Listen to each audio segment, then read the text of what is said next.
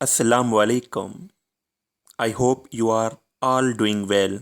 आज एक और हम लोग इम्पोर्टेंट टॉपिक डिस्कस करने वाले हैं about the water quality in animal farm या पोल्ट्री फार्म। पोल्ट्री या एनिमल फार्म के अंदर पानी की क्वालिटी के बारे में डिस्कस करेंगे। आप सबको पता है कि हर लिविंग बॉडी, चाहे वो ह्यूमन हो, एनिमल हो, इक्वाइन से ताल्लुक़ रखता हो, पोल्ट्री से ताल्लुक़ रखता हो, या डोमेस्टिक बोवाइन या कैप्राइन या शीप वगैरह हो, हर एक एनिमल, हर एक लिविंग बॉडी के लिए पानी ज़रूरी है, क्योंकि हमारा जिस्म या एनिमल का जिस्म 90% पानी से बना हुआ होता है। तो पानी की क्वालिटी एक इम्पोर्टेंट वैल्यू रखती है।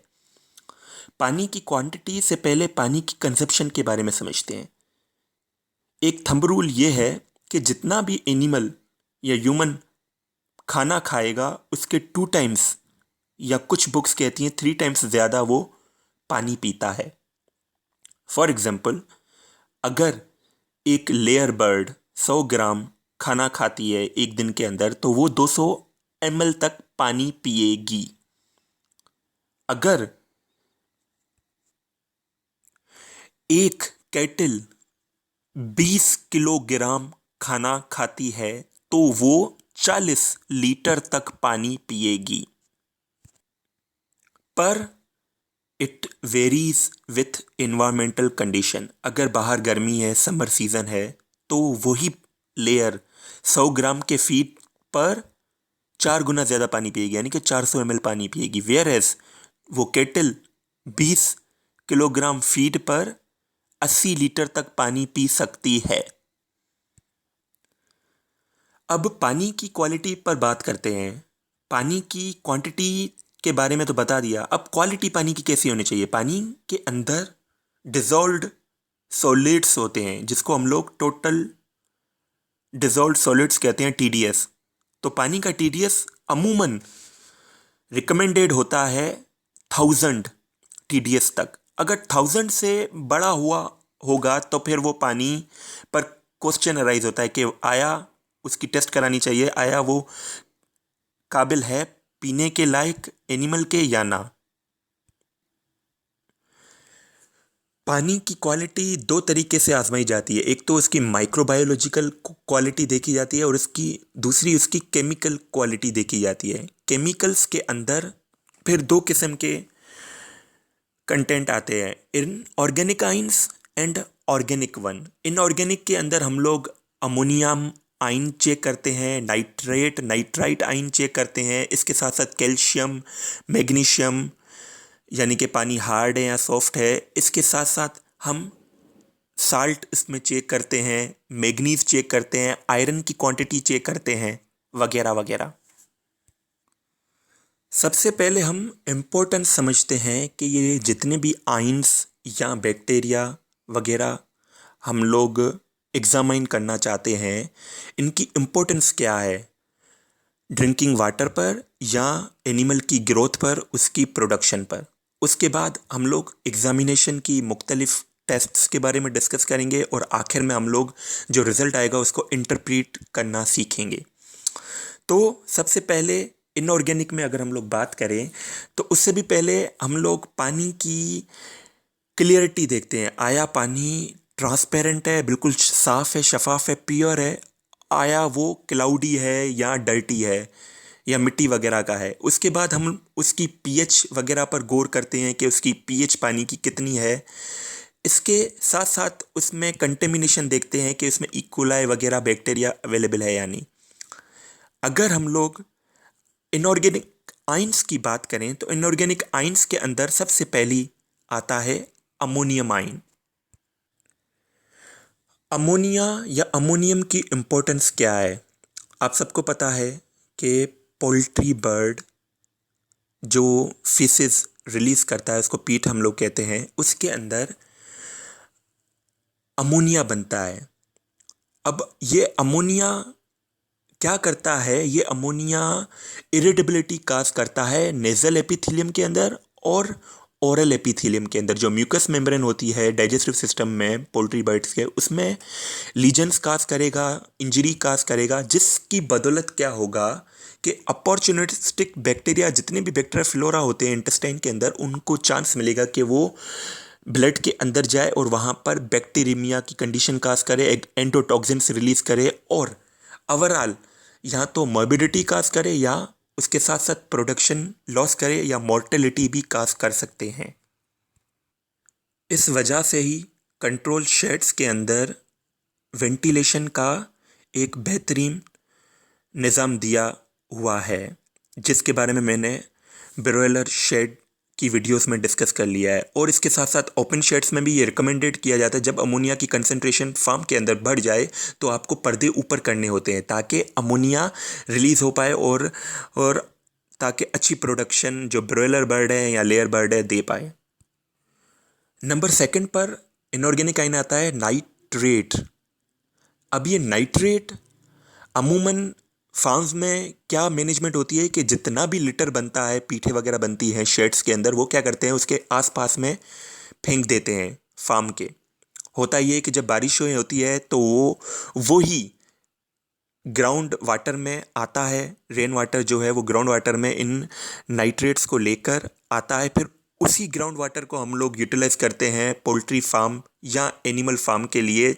तो फिर वो ये नाइट्रेट या नाइट्राइट्स उस एनिमल के जिस्म का हिस्सा बन जाते हैं ड्रिंकिंग वाटर के थ्रू।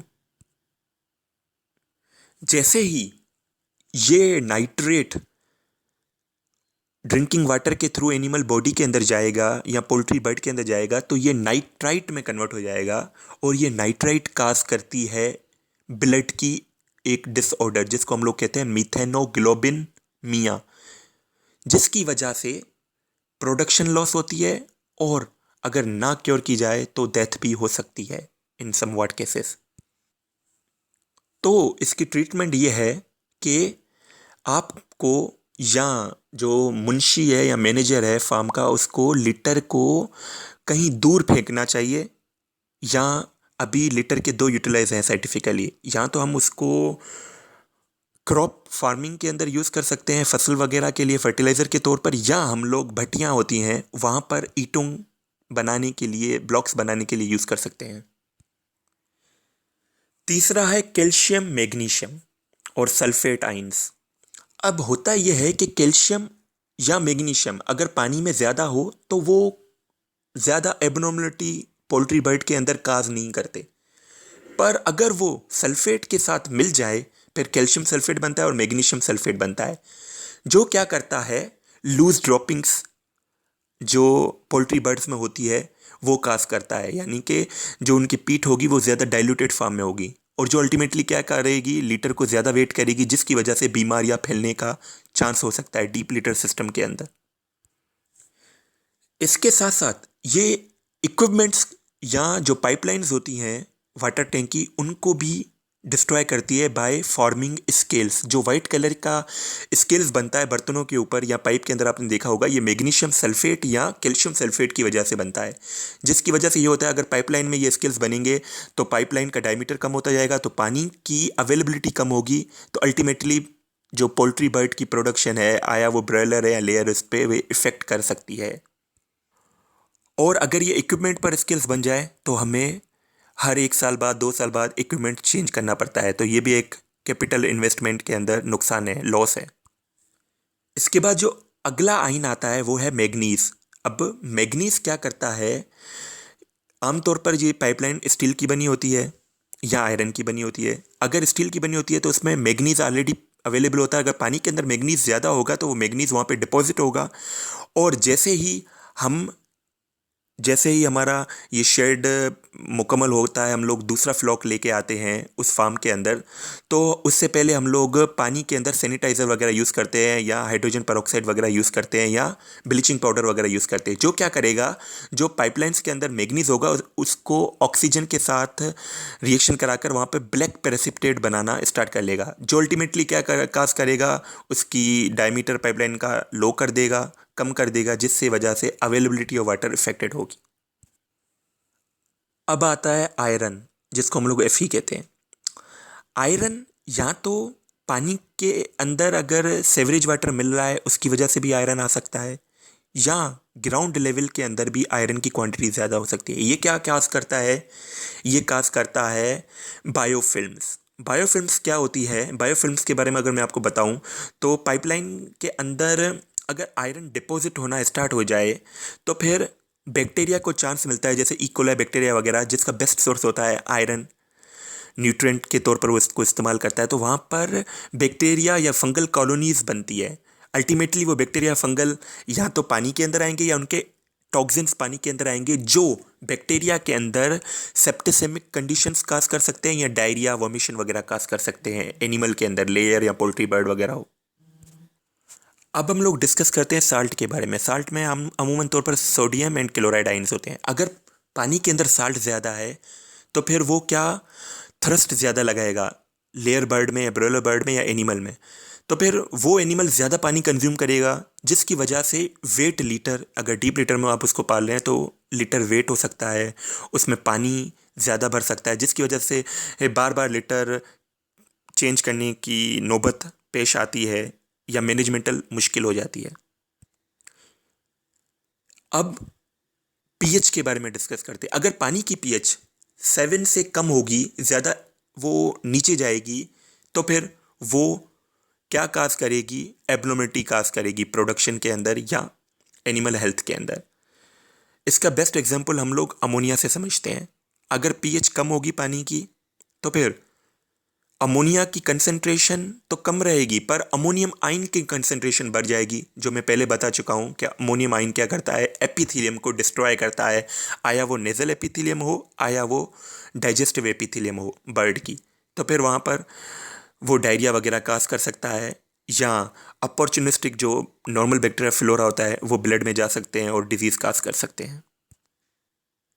अब हम लोग डिस्कस करते हैं एग्जामिनेशन पर कि पानी की कुछ किस्म की टेस्ट्स होती हैं जो पानी की करनी चाहिए। नंबर पहले होती है ऑर्गेनोलेप्टिक टेस्ट। ऑर्गेनोलेप्टिक टेस्ट में हम लोग क्या करते हैं? पानी का कलर चेक करते हैं और पानी का टेक्सचर या क्लॉडिटी चेक करते हैं कि आया पानी ज़्यादा डर्टी है या ट्रांसपेरेंट है।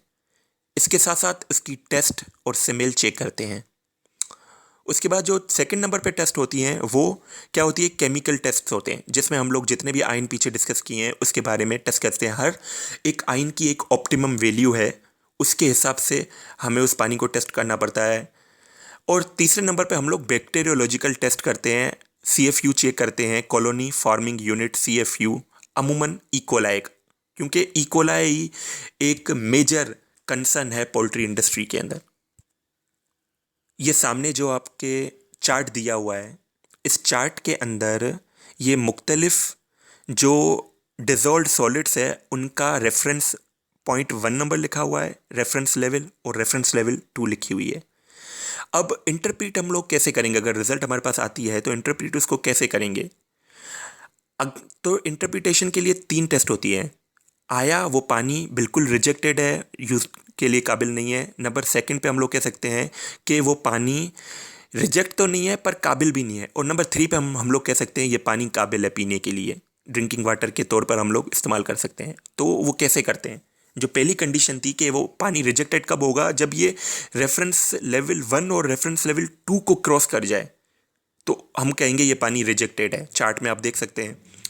और अगर वो रेफरेंस लेवल 1 और रेफरेंस लेवल 2 के बीच में होगा, उनकी लेवल्स जितने भी इनऑर्गेनिक आइंस हैं या CFU है बैक्टीरिया की, ये इन दोनों के बीच में होगी, तो हम लोग कहेंगे कि ये पानी पीने के काबिल नहीं है, पर आप भले यूज़ करें आपकी मर्जी। पर अगर टेस्ट आती हैं रेफरेंस लेवल 1 के हिसाब से, जितने भी रेफरेंस लेवल 1 इनऑर्गेनिक आइंस के दिए हुए हैं इस चार्ट के अंदर, उसके लेवल के हिसाब से आती है, उससे मैच करती है, तो फिर हम लोग कहेंगे ये पानी पीने के काबिल है, आप ये पानी यूज़ कर सकते हैं। आई होप ये मेरी छोटी सी कोशिश आपको पसंद आई होगी। Till that take care.